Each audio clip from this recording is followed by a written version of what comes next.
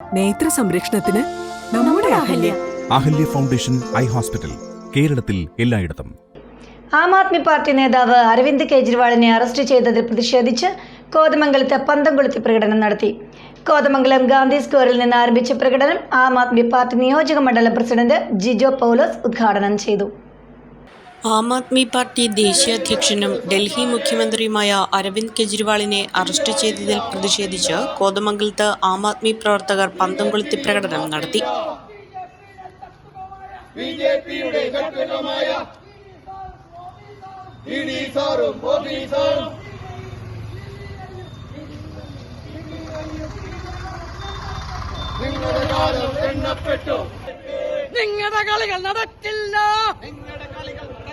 ഗാന്ധി സ്ക്വയറിൽ നിന്ന് ആരംഭിച്ച പ്രകടനം നിയോജക മണ്ഡലം പ്രസിഡന്റ് ജിജോ പൗലോസ് ഉദ്ഘാടനം ചെയ്തു. അദ്ദേഹം സാധാരണ മുഖ്യമന്ത്രി അല്ല. അദ്ദേഹം ജനാധിപത്യത്തെ അതിന്റെ തനതായ രൂപത്തിൽ ഇന്ത്യ രാജ്യത്തിന് കാണിച്ചു കൊടുത്ത ഒരു മഹാനായ, രണ്ടാം ഗാന്ധി എന്നുവരെ വിശേഷിപ്പിക്കാൻ സാധിക്കുന്ന മഹാനായ ഒരു മുഖ്യമന്ത്രിയായിരുന്നു. രാജ്യം ഇന്ന് വരെ കണ്ടിട്ടില്ല. വൈദ്യുതി സൗജന്യമായി കൊടുക്കുന്ന ഒരു സംസ്ഥാനം, ഒരു പ്രതിഭാസം, അത് ബഹുമാനപ്പെട്ട അരവിന്ദ് കെജ്രിവാളായിരുന്നു ഇന്ത്യ രാജ്യത്ത് ആദ്യമായി നടപ്പിലാക്കിയത്. ഈ അരവിന്ദ് കെജ്രിവാൾ വളരെയധികം ജനാധിപത്യത്തിന്റെ ഉന്നതമായ മൂല്യങ്ങൾ കാത്തുസൂക്ഷിച്ചുകൊണ്ട് 2 സംസ്ഥാനങ്ങളിൽ ഭരിക്കുന്നതിന് വേണ്ടി ഈ ആം ആദ്മി പാർട്ടിയുടെ അതിന്റെ തനതായ മൂല്യങ്ങൾ, ജനാധിപത്യത്തിന്റെ മൂല്യങ്ങൾ ഉയർത്തിപ്പിടിച്ചുകൊണ്ട് നല്ല ഭരണം കാഴ്ചവെക്കുമ്പോൾ ഒരിക്കലും ഫാസിസത്തിന് അത് ഉൾക്കൊള്ളാൻ കഴിയുമായിരുന്നില്ല. ഫാസിസം ഏകാധിപത്യമാണ്.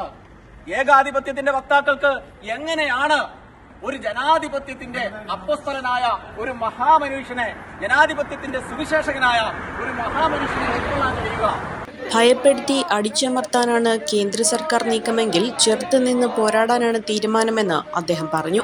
കെജ്രിവാളിനെതിരെയുള്ള കേസ് കെട്ടിച്ചമച്ചതാണെന്നും കേന്ദ്ര സർക്കാരിനെതിരെയുള്ള അഴിമതികൾ മറയ്ക്കാൻ വേണ്ടിയുള്ളതാണെന്നും പാർട്ടി സംസ്ഥാന വക്താവ് ജോൺസൺ കറുകപ്പള്ളി പറഞ്ഞു. ഇത്തരം അറസ്റ്റിലൂടെ ആം ആദ്മിയെ അടിച്ചൊതുക്കാൻ ഒരു ഫാസിസ്റ്റ് ശക്തിക്കും കഴിയില്ല എന്ന് ഇവിടെ ഉറക്കെ പ്രഖ്യാപിക്കുവാൻ ഞാൻ ആഗ്രഹിക്കുകയാണ്. അരവിന്ദ് കെജ്രിവാളിനെ അറസ്റ്റ് ചെയ്ത് ലോക്കപ്പിലിട്ടാൽ ആം ആദ്മി തീർന്നു എന്ന് ഇവിടുത്തെ ഏതെങ്കിലും വമ്പൻ രാഷ്ട്രീയ പാർട്ടിയോ കേന്ദ്രം ഭരിക്കുന്ന BJPയോ ചിന്തിക്കുന്നുണ്ടെങ്കിൽ നിങ്ങൾ വിഡ്ഢികളുടെ സ്വർഗത്തിലാണ് ജീവിക്കുന്നതെന്ന് ഓർത്തുകൊള്ളുക.